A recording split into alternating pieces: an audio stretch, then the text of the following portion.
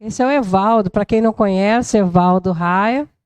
Hoje... Está perdendo grande coisa. Não, né? Pois é. Vai fazer o estudo do Livro dos Espíritos, das questões 193 a 196. Deixa eu ver se tem. Se tem Livro dos Espíritos aqui. Uma casa espírita sem Livro dos Espíritos. Não está aí? Não tem. Puxa vida, falha foi minha. Culpa de quem? Da Daniela? É. Que o olhar amoroso de Jesus encontre abrigo em nossos corações, para que possamos absorver os ensinamentos do Mestre, não apenas com a intelectualidade que nos é comum, mas com o coração. Jesus não fala para corpos, Jesus fala para almas, para espíritos imortais. Fala-nos... Muito obrigado, Mário. Certa vez chegaram para Chico Xavier e perguntaram a ele se ele estivesse diante de um ser de outro planeta. O que ele perguntaria? E ele chegaria para o habitante que viesse de outro planeta, ele pegaria um exemplar do Evangelho e fala assim: lá vocês estudam esse aqui ou outro Evangelho? Porque o Evangelho de Jesus é do multiverso conhecido e não de estabelecido em um ambiente ou um conceito filosófico, porque o Evangelho é uma proposta de ação intelectual. E nós estávamos habituados a olhar o Evangelho como sendo algo místico, algo que transcende ao entendimento da gente, sendo réis mortais, que graças a Deus é temporário. Por mais que a gente não goste da ideia, a gente vai ter que morrer. Sabe, Irene? Vai ter, não tem jeito. A gente vai adiando tanto quanto possível, né? Não vê a Leila? Né? Toda hora dribla lá o Zé, né, Leila? E ela não está errada, não. Então, eu não quero estar na fila, não, mas vou ter que entrar de qualquer jeito, não tem opção.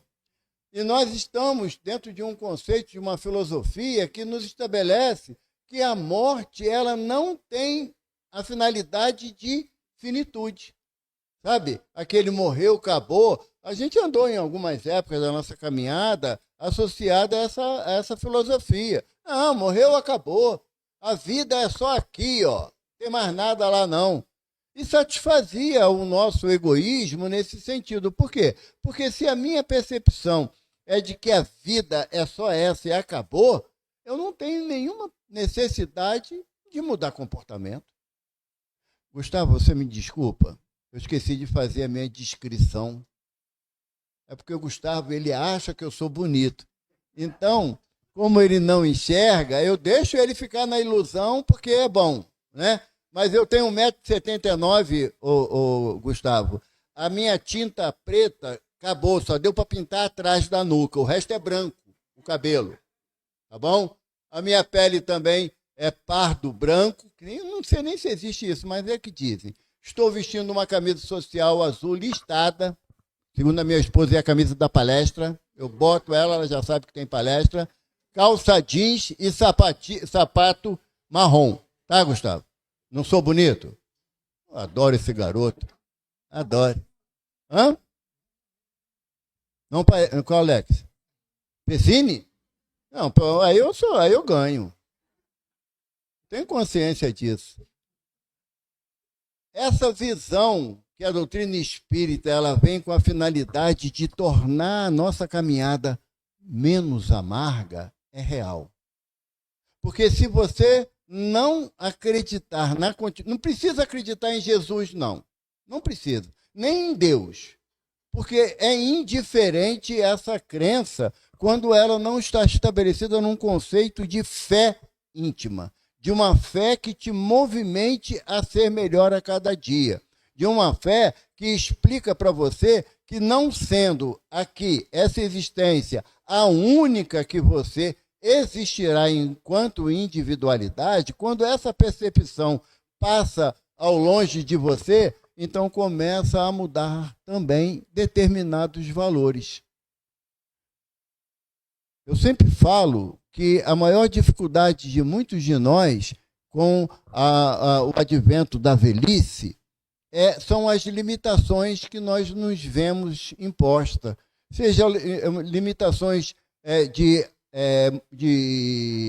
movimentação, de raciocínio fica um pouco mais lento, a agilidade também diminui, mas ganhamos extremamente, na maioria das vezes do jovem, no fator experiência. Porque já vivenciamos algumas coisas na nossa jornada, à luz da doutrina espírita, que as dúvidas dos jovens, para nós, elas são relativamente fáceis de tirar, de esclarecer. A proposta que o Sr. Allan Kardec nos traz na codificação através do Livro dos Espíritos é uma proposta de análise intelectual, tem nada a ver com religião. Tem nada a ver com religião. O nosso conceito de religião ainda está associado a um indivíduo que seja o mandatário daquele conceito filosófico religioso. E a doutrina esclarece que não temos a figura sacerdotal, os rituais cabalísticos, eles não se adequam ao conceito que a doutrina espírita nos estabelece. Para tanto, no início do Evangelho segundo o Espiritismo, na introdução, Kardec nos coloca a ciência espírita, ou melhor, a doutrina espírita como composta de ciência, filosofia e... Não. Kardec não coloca assim no Evangelho. Ele coloca que nós somos um corpo de doutrina composto por ciência, filosofia e o aspecto moral. Para o aspecto moral, ele usou como parâmetro os ensinos de Jesus, que em nenhum momento Jesus veio falar de religião. Em nenhum momento Jesus veio nos dizer que apenas no templo encontraremos a figura de Deus. Não veio. Ele, tanto quando André pergunta a ele, né, mestre, ensina-nos a orar, e ele ensina-nos o Pai Nosso. Filipe, ouvindo, falou assim, vou pegar agora a rebarba. Aonde a gente deve orar a Deus? No templo, nas sinagogas ou nos campos? Jesus falava em todos os lugares. Aí Jesus nos traz a receita da intimidade com Deus. Quando tiveres que orar ao Pai, recolhe-te ao silêncio do teu quarto, e o Pai que vem em secreto vos dará o necessário para a tua subsistência. A minha encrenca, Roberto, foi essa, o Pai que vem em secreto. Sabe? Na mitologia egípcia, né, você tem o olho de Horus, o olho que tudo vê. Né? Era uma das significações do Deus Todo-Poderoso. Eu gosto de uma metáfora que o Haroldo Dutra Dias criou num estudo dele, Aloysio, que ele diz o seguinte, quando nós desencarnarmos, e novamente repito que demore, né, essa situação... Hã? Não quero não. Eu quero que demore. Eu quero ver meus bisnetos. Os netos eu já estou vendo. Não, mas eu gosto de matéria. Aqui, ó. Toque, cheiro, entende? Mas aí o Haroldo diz que quando a gente desencarnar, a gente vai estar numa sala, assim, com todo mundo que desencarnou naquele dia, e é bastante gente, né? Há de convir. E nessa parede aqui, ó, vai passar todas as mensagens do WhatsApp que tu passou. Inclusive aquelas que tu apagou, que achou que ninguém leu. Isso é a ideia do Deus que vem em secreto, sabe? Porque não dá para esconder, porque Deus está dentro de mim como eu estou em Deus. Somos parte integrante da divindade. E nessa, sendo parte integrante, nada, literalmente falando, nada do que eu faço fica despercebido do plano espiritual que nós habitamos. Então, esse conceito dessa imortalidade traz para a gente a possibilidade de mudança de conduta. Que é o nosso caminho na presente encarnação, não é você estudar mais vezes o Evangelho segundo o Espiritismo para que você tenha tudo na ponta da língua. Não é. A finalidade é você aplicar, nem que seja uma frase do Evangelho, na tua vida. E não adianta você querer tomar conta da vida dos outros. A gente tem o hábito disso. Eu sempre repito, a minha mãe já na espiritualidade há mais de 30 anos, quando eu falava, sabe, mãe, a Daniele foi com uma blusa esquisita lá pro centro, a minha mãe falava assim, macaco, olha o teu rabo que lá vem o trem. Né? Por quê? Porque o que é mais importante na minha caminhada são as minhas ações. Eu não tenho a capacidade de mudar uma vírgula de quem quer que seja, mas as minhas eu tenho. Então a doutrina vem dar esse esclarecimento da continuidade do nosso progresso moral e intelectual. São duas asas que nós temos que estabelecer a sua envergadura, que é a moral e a intelectualidade. E a beleza da doutrina espírita é que ela te leva a um raciocínio lógico. Por que eu tenho que ser bom? Porque o mal eu já aprendi que me desgasta, não me faz sentir bem. Eu tenho como parâmetro, nesse sentimento de distanciamento da prática do mal, tem um livro de André Luiz chamado Libertação. Nesse livro, tem a figura principal do livro, é um espírito chamado Gregório. Matilde, que é um espírito de grande elevação, foi mãe de Gregório no século XI, lá atrás no século XI. E Gregório, ele alcançando o papado, na época, no século XI, ele tomou o caminho da vingança, da imposição, do despotismo, incentivado pela sua mãe Matilde. Porque ela comprou, e a época era assim, o título de Papa. Retornando da espiritualidade, ela percebeu os descaminhos dela e, por conseguinte, do filho também, e ela se propôs uma renovação de conduta, mas Gregório não conseguia. Ele se atrelou à prática do mal e dirigiu uma cidade espiritual, Aloysio, nas regiões umbralinas, de um número absurdo de sectos, de seguidores.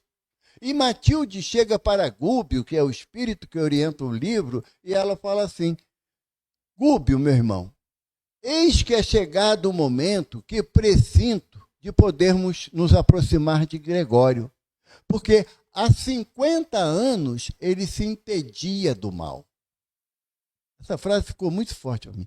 Se entedia do mal. Ele ainda faz o mal, mas não dá mais alegria para ele. Sabe, Gustavo? Não dá mais alegria, não tem mais a satisfação de fazer o mal pelo mal. Aquilo já fala para ele assim, não quero mais fazer isso, não. Chega, cansei. Ele não presta, eu queria prejudicar, mas não quero mais, não.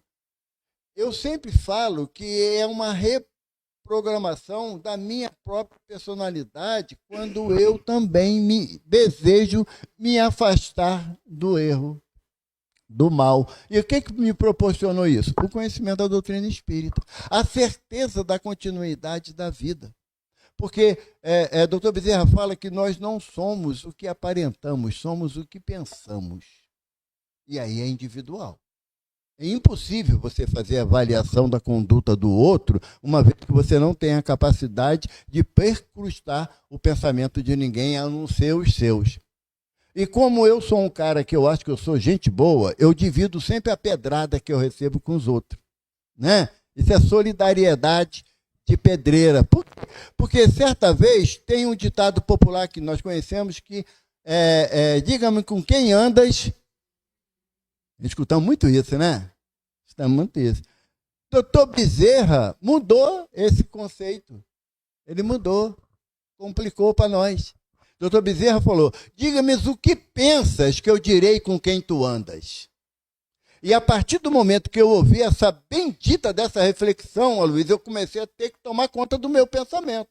Porque se eu não quero companhias indesejáveis, eu tenho que ter o quê? Um pensamento equilibrado no bem. É fácil? Claro que é.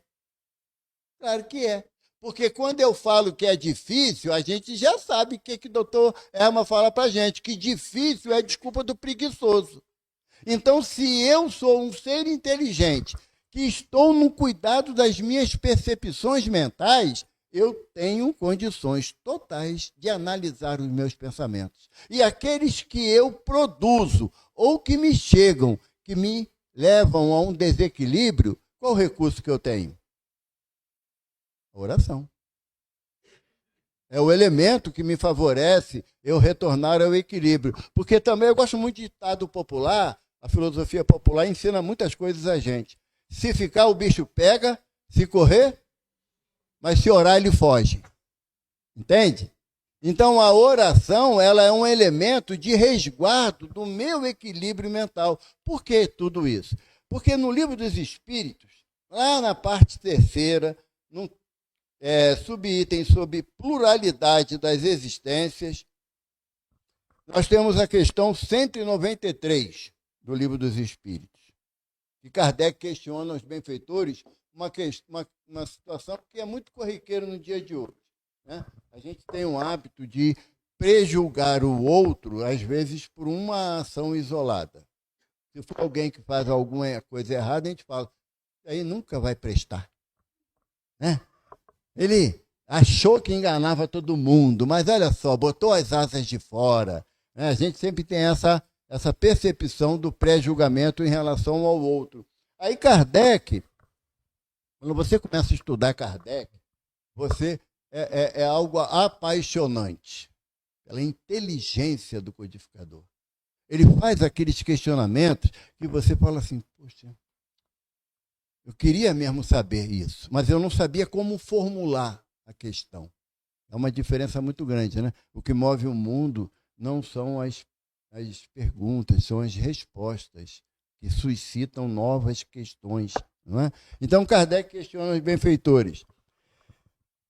Um homem, em suas novas existências, pode descer mais baixo do que estava? Ou seja, se você pode estar ocupando uma situação numa comunidade aonde você pratica o bem intencionalmente, de repente, como espírita, não sabe que não existe o acaso, mas tem o do nada.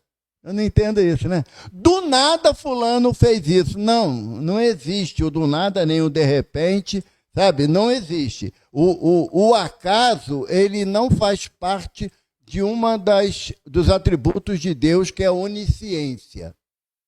Deus sabe tudo, então não tem um acaso. Então Kardec está perguntando se pode um espírito, em sua nova existência, ele descer mais baixo do que estava. Aí os benfeitores falam, na questão social, sim. Só ver olhar para a gente. Né? Agora, na questão moral, espiritual, não. Porque mais à frente, Kardec vai falar que o espírito não retrograda. Ou seja, não dá para você achar que você ontem foi cachorrinho, gatinho, plantinha e agora é gente. Não dá. O processo de evolução do espírito, ele é um processo que nós não temos parâmetros no planeta Terra para saber como se desenvolve e como ocorre. O que nós sabemos é que o princípio espiritual ele vai adquirindo experiências nas múltiplas passagens pelo campo físico. O princípio espiritual não é espírito. Espírito é o princípio inteligente do universo. Como nos diz Kardec, princípio espiritual não tem livre-arbítrio, logo não tem lei de causa e efeito. Tá bom? Algumas pessoas sabem, eu sempre gostei muito de cachorro. Tem lá a Aurora lá que me tira do sério, sabe? Late para mim quando eu chego, mas depois vai deitar perto de mim na cama e ai de quem quiser tirar ela de lá. Mas é um cachorrinho.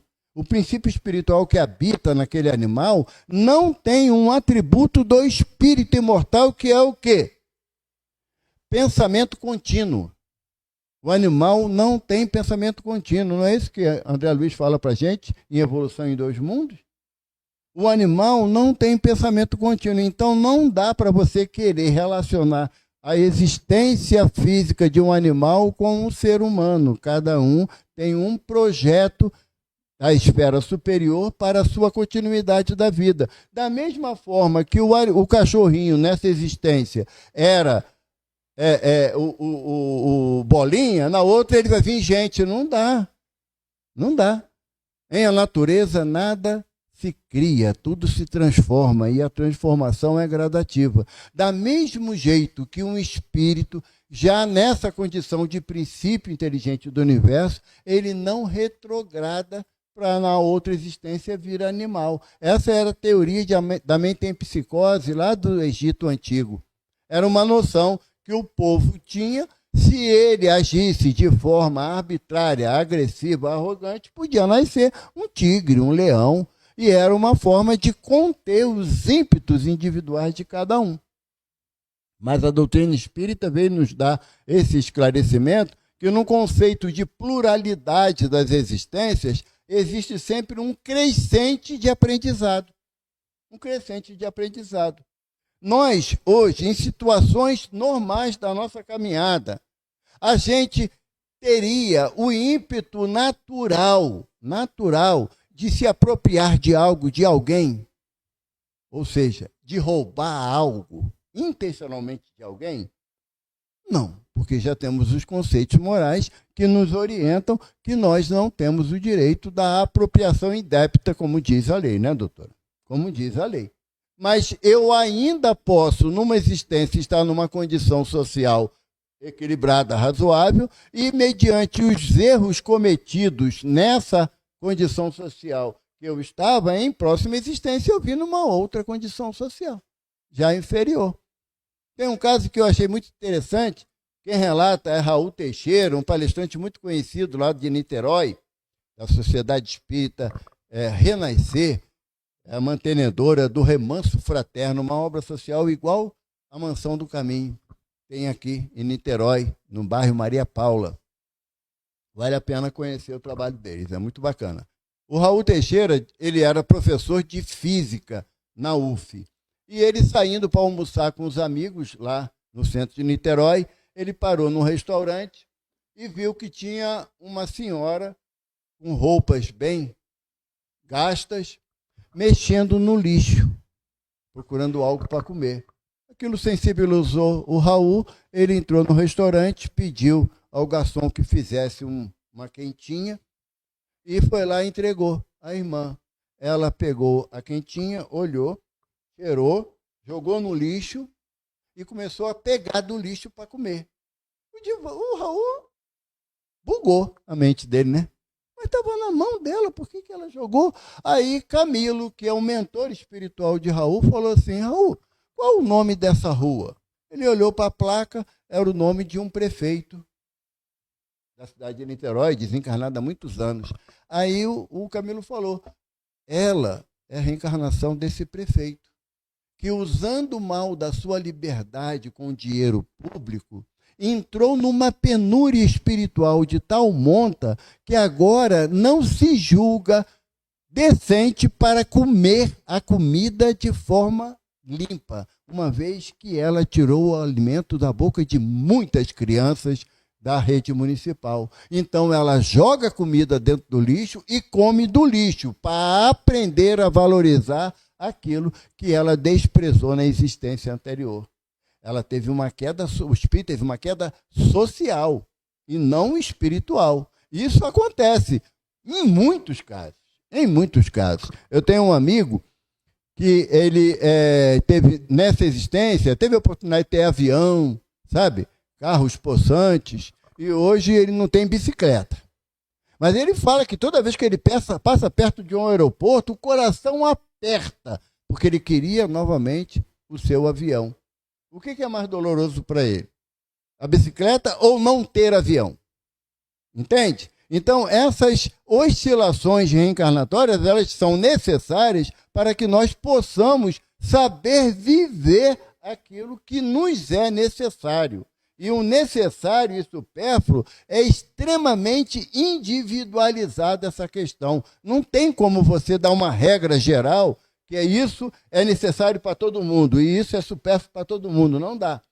Os benfeitores falam ao senhor Allan Kardec, na relação de supérfluo e necessário, que é realmente de aspecto individual. É de aspecto individual. Perguntaram uma vez o Chico, sabe? Qual era a diferença para ele, Chico Xavier, entre necessário e supérfluo?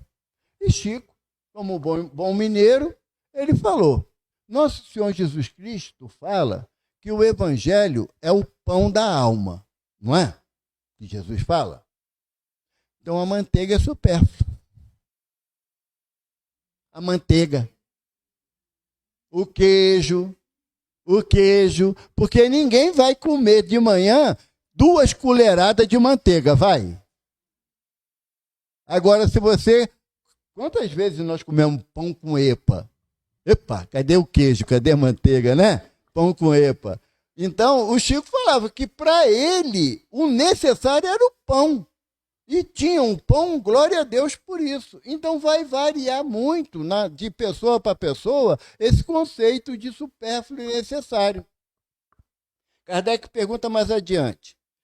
A alma de um homem de bem pode uma nova encarnação animar o corpo de um celerado, de um malfeitor, de alguém violento, um bandido? E os espíritos dizem, evidentemente, que não. Porque quem é bom ou mal é o espírito. Sou eu, o ser imortal que tem os conceitos de bondade ou a prática da maldade, sou eu. O meu corpo não tem culpa disso, não. Não adianta você querer justificar que tem que comer muito porque o corpo precisa, que é cascata. Entende? Isso é a desculpa da mais deslavada do mundo. Nós precisamos nos alimentar dentro do nosso conceito de saúde. Dentro do nosso conceito de saúde. Então, aqui não é porque a condição moral do indivíduo, ela não vai sofrer a influência do corpo para fazer o mal. Não vai. É isso que os espíritos estão dizendo a Kardec. Que quem é acelerado, quem é inferior moralmente, é o espírito, não é o corpo. O corpo é agente do espírito. Eu costumo fazer uma brincadeira, sabe, França? Eu pergunto, eu vou fazer com vocês também. Quem aqui acredita que tem um espírito? Levanta a mão. Comprar aonde o espírito de vocês? Se pede nota fiscal, Valquíria, porque se tiver com defeito, você troca. Tem 7 dias para trocar. Né? Porque nós não raciocinamos como espírito, raciocinamos como um corpo. E nós somos adeptos de uma doutrina que exponencia a nossa condição de espírito imortal. Senão, não justificaria estarmos aqui. Não é? Não justificaria. Temos aqui uma centena de espíritos assistindo a gente. O que eles mais desejam? Que nós mudemos os nossos comportamentos para não passar pelas dificuldades que eles passaram, ou que nós poderemos passar lá adiante. Mas não podemos colocar como justificativa que o corpo está pedindo. Tem uma frase de Jesus que é muitas das vezes a gente não compreende direito, que Jesus fala: em verdade vos digo, o espírito é forte e a carne é fraca. Aí a gente quer justificar o erro da gente jogando a culpa no corpo, não cola. O que Jesus fala é o seguinte, é que a carne é fraca na sua continuidade, na sua imortalidade, que ela não tem. Ela é perecível. O espírito, a fortaleza do espírito é a continuidade da sua existência para produzir atos do bem. Então não podemos botar a culpa num corpo. Até que hora que a gente vai? Opa, bom. Aí eu gostei dessa proposta. Até 10 horas. Se Jane não bater na gente, né? Kardec mais adiante pergunta: a alma de um homem perverso pode vir ser a de um homem do bem? A minha esperança é essa. Sabe? Minha esperança, né, Marília? A nossa esperança é essa, a gente acertar o passo, né? Numa linguagem bem popular, tomar vergonha, né? Aí os benfeitores respondem: sim, se está arrependido, e então é uma recompensa. O processo de arrependimento que Jesus nos favorece, ele diz: os arrependidos são os que se salvam. Melhor seria de não ter do que se arrepender. Seria o ideal para a gente. Mas no meu caso está longe. Mas o arrependimento é um processo que é permitido ao espírito na sua caminhada, mas ele obedece. Antes de chegar à condição do arrependimento, nós passamos invariavelmente pelo remorso do erro cometido. Quando você faz uma coisa que bateu mal para você, você, poxa, não devia ter feito assim. Bate aquela agonia do remorso pela ação cometida, não é? O segundo passo é o arrependimento. E qual é o terceiro passo? A reparação. a reparação. Porque o Haroldo fala também numa palestra, eu gosto muito porque ele é um estudioso, né, de um conhecimento absurdo. Ele fala que no origem, que ele é proeficiente em grego, tanto o grego antigo quanto o grego atual, hebraico antigo e hebraico atual. Ele tem o certificado dessas duas escolas intelectuais de domínio da língua. Não é que ele fala, ele domina a língua. Então ele diz o seguinte, que o conceito de arrependimento no grego antigo está associado a você olhar para trás. Arrepender-se é olhar para trás. Por quê? Se você tem necessidade do arrependimento, é que a sua atitude não foi concernente com aquilo que o Evangelho nos propõe. Então, você olhando para trás, você vai lembrar onde você errou e não reproduzirá o erro. Assim como também o conceito da palavra perdão é olhar para frente. Porque quando eu, agindo num propósito do perdão, mas o que a Valquíria falou para mim no dia 10 de dezembro de 1998, é ruim de esquecer isso. Lembra? Quem bate, esquece. Sabe? Quando um fato ainda me reporta a um passado, eu ainda não perdoei. Quando eu olho para frente, quer dizer o quê? Que aquela situação não me toca mais. Não me toca mais. Então, por isso que os espíritos botam a questão do arrependimento. Se eu desejo progredir moralmente, ser um espírito melhor, eu tenho que tomar atitudes que não me levarão ao arrependimento. Isso aí é um ato de inteligência, de sabedoria. Fala ainda os benfeitores para Kardec. Kardec para os benfeitores. A possibilidade de se melhorar numa outra existência, isso aqui é boa, não pode conduzir certas pessoas a perseverarem no mau caminho com a ideia de que poderão sempre se corrigir mais tarde. Frase preferida para o espírita, depois eu vejo isso. Deixa para outra existência. Alice, tem algum documento escrito, assinado por Deus, reconhecido firma, no cartório divino que tu vai reencarnar de novo aqui? Não temos. Então, essa possibilidade de que na outra existência você vai resolver uma questão, ela é furada, porque você não tem garantia. Você pode ser levado para um outro planeta, Patrícia, adeus Júnior, adeus Gabriel, entendeu? E você seguir o bloco do eu sozinha, entende?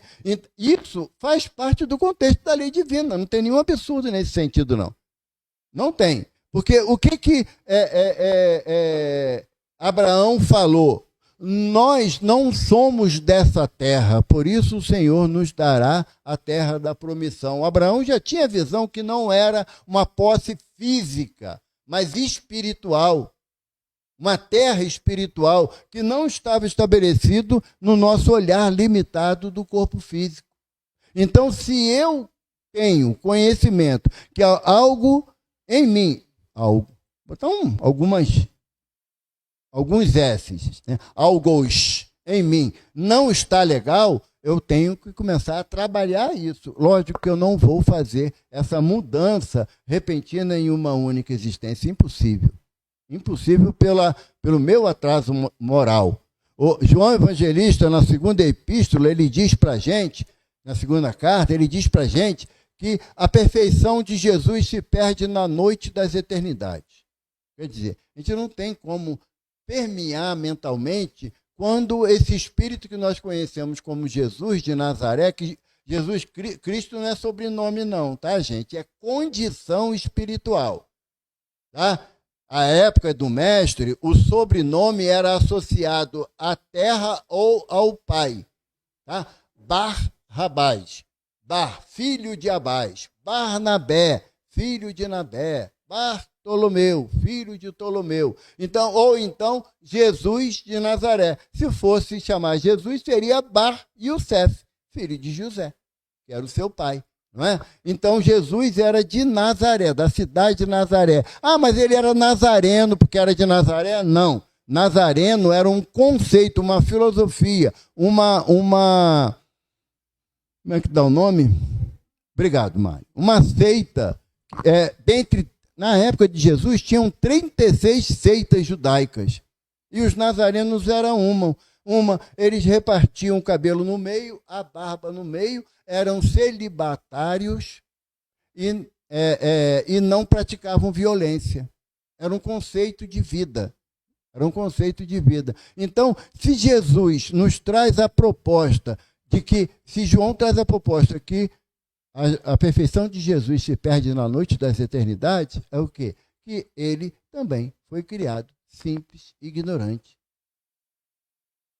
e que caminhou a passos rápidos para o seu progresso. Gustavo, nós temos esperança. Tá bom? Jesus já foi o que nós somos hoje. Olha que maravilha, que possibilidade. Entende? É essa certeza que a doutrina nos dá. Por quê? Porque não tem privilégio. Não tem privilégio. Eu, particularmente, costumo dizer que quando você conhece a doutrina espírita, você é um espírito endividado. Porque o recurso que a doutrina nos oferece é para você, conhecendo as suas limitações, você começar a trabalhá-las. Quando você conhece a doutrina espírita e começa a frequentar a reunião mediúnica, legal não. Tá bom? A conta não está fechando. Mas quando você conhece a doutrina espírita, você participa de reunião mediúnica e é dirigente da casa espírita, reza de joelho no milho, sabe? Reza de joelho no milho. Mas se você conhece a doutrina espírita, você participa de reunião mediúnica, é dirigente de casa espírita e está há mais de 25 anos como presidente, só Jesus na causa. Aí é o mestre pegando pela mão e fala: vem, minha filha, estrada de Emaús. Os discípulos andaram com Cristo todo o tempo e não o reconheceram. E muitas das vezes nós passamos por essas experiências quando nós absorvemos os ensinamentos do mestre, mas achamos muito bonito para o Roberto praticar. Eu ainda não estou preparado. E não é a proposta. A proposta do mestre é: esclareça-te com a verdade. Ele não fala de tocar violão, Aloysio. Esclareça-te com a verdade que ela te libertará. Então a proposta do mestre é essa. E nessa possibilidade desse esclarecimento, você começa a ter contato com as obras da codificação. Se não fizer sentido para você o que Kardec fala, tudo bem. Não tem nada errado. Está tudo bem. Mas se você disser que o evangelho não faz sentido para você, aí tem alguma coisa errada. Algo não está se encaixando nesse aspecto de inteligência e de caminhar nosso nesse planeta. Nós temos que adequar a nossa caminhada dentro de um princípio de inteligência. E eu repito o que eu falei no início. Seguir o Evangelho de Jesus não tem nada a ver com religião. Tentamos fazer isso há mais de 1.500 existências atrás e demos errado. Por quê? Porque o nosso conceito não era de buscar a religiosidade, mas sim de nós termos uma religião, que aí causávamos a separação entre duas pessoas. E a proposta do mestre, no livro Nosso Lar, na introdução do Nosso Lar, Emmanuel que faz, o título é Um Novo Amigo. No final da introdução, no último parágrafo, o seu Emmanuel coloca para nós: muitos buscamos o espiritismo e o espiritualismo, mas o que precisamos mesmo é de espiritualidade. É a nossa espiritualização, que nós não somos corpos. Eu amo a minha esposa, mas ela vai ter que, queira Deus que eu vá primeiro, né, porque ela não merece, ela vai ter que ver o corpo se desfazer. E o amor dela tem que ser a mim, como ser espiritual. E enquanto eu estiver preso unicamente à questão material, o meu sofrimento aumenta. A ideia de perda ainda é algo muito forte dentro de nós. Por quê? Porque não nos vemos na condição de espíritos. O que mais temos aqui hoje são amigos que trabalharam aqui conosco.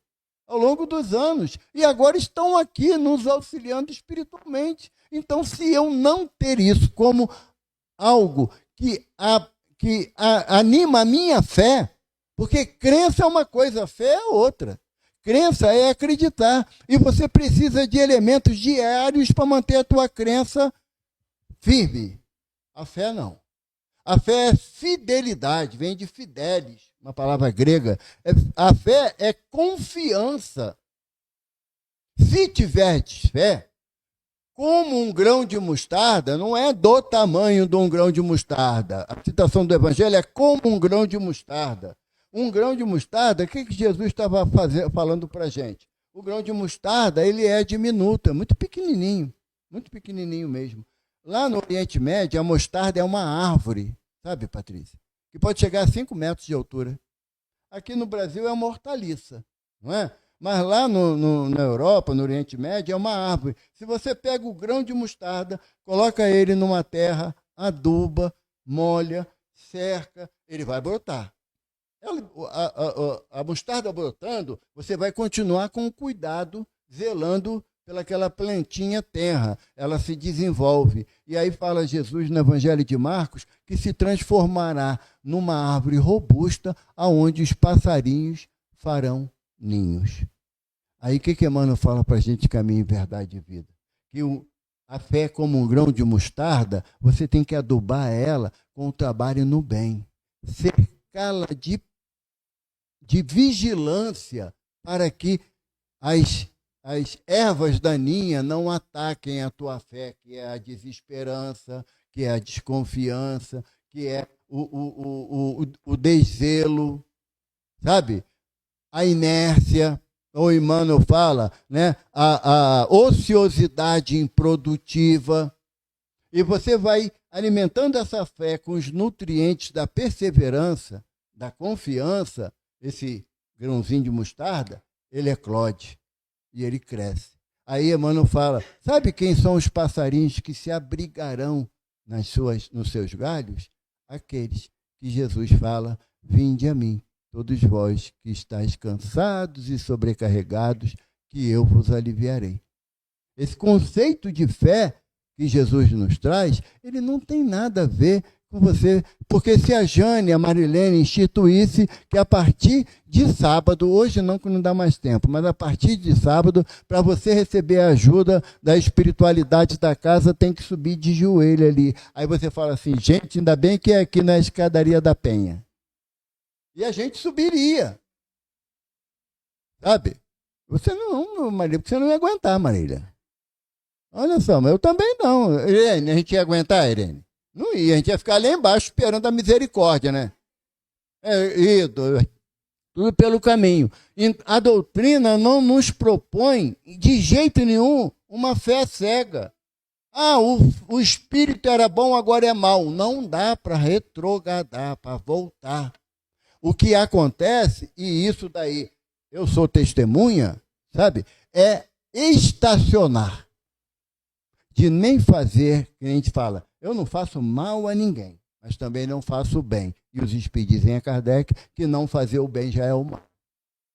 Tá? Agora, estacionar, eu também estou contrariando a lei. Capítulo 3, há muitas moradas na casa do Pai, num tópico sobre regeneração, mensagem de Santo Agostinho. Num trecho, no segundo parágrafo, ele fala assim, num plano de regeneração, não avançar é retroceder. Se a gente almejamos por um plano de regeneração, claro que sim. Claro que sim. Sabemos que será um pouco melhor, mas ainda conviveremos com o mal.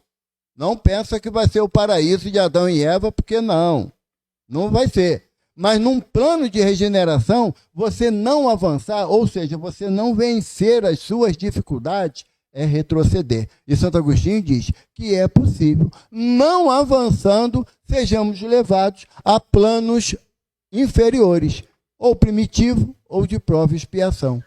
Porque a doutrina espírita, os espíritos falam a Kardec nesse tópico, ela é progressista, sabe?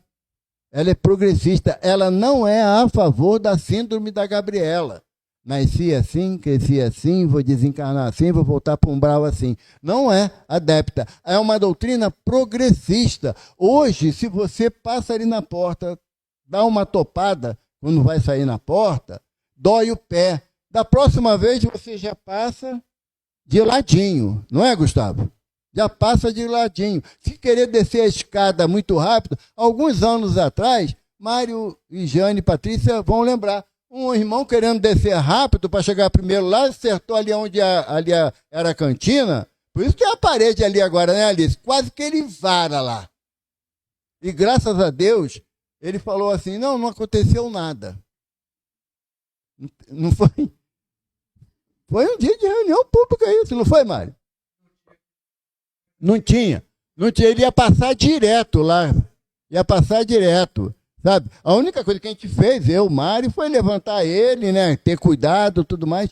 E o bichinho mostrou que ele é espírita mesmo, cabeça dura, nem traumatismo craniano ele teve. Que ele voou daqui de cima, não foi?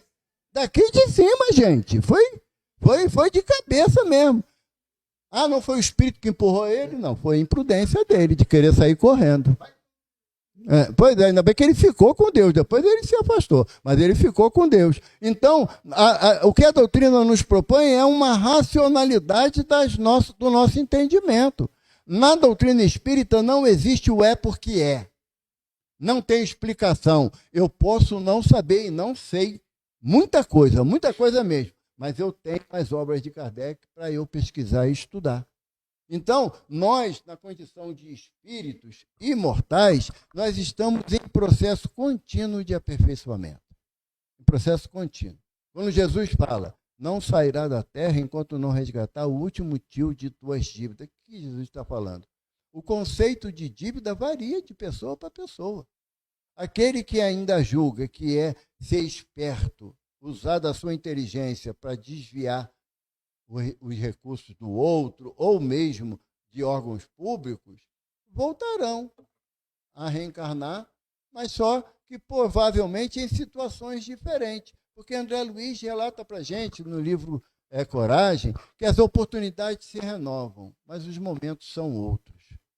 Então, nós temos a possibilidade, à luz da doutrina, de um esclarecimento, de eu compreender aonde eu posso melhorar. A gente é individual. Isso é individual. Porque muitas das vezes, o que para Irene é um erro muito grande, para mim é besteira, porque eu não tenho o nível de entendimento dela.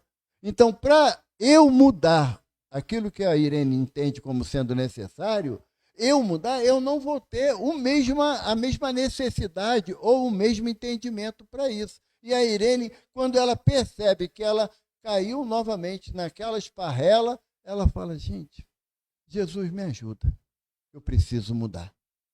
Mas ninguém reencarna para fazer a coisa errada. Aí não. Determinismo existe, os espíritos falam isso a Kardec, em 2 momentos.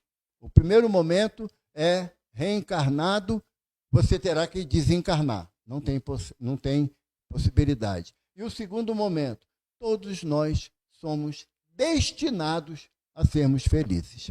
Graças a Deus. Agradecemos ao nosso irmão Evaldo pelas palavras, pelo estudo de hoje. Foi muito de encontro àquilo que nós estudamos hoje, né? A espiritualidade costura, né? Direitinho, né? Conversa, né? Agora chegou o momento do passe. Convidamos então a todos para se colocarem numa posição confortável, levando em harmonia os pensamentos para o recebimento do passe magnético. A direção do passe hoje está com o nosso irmão Maxi. Podemos iniciar o passe? Com a graça de Deus.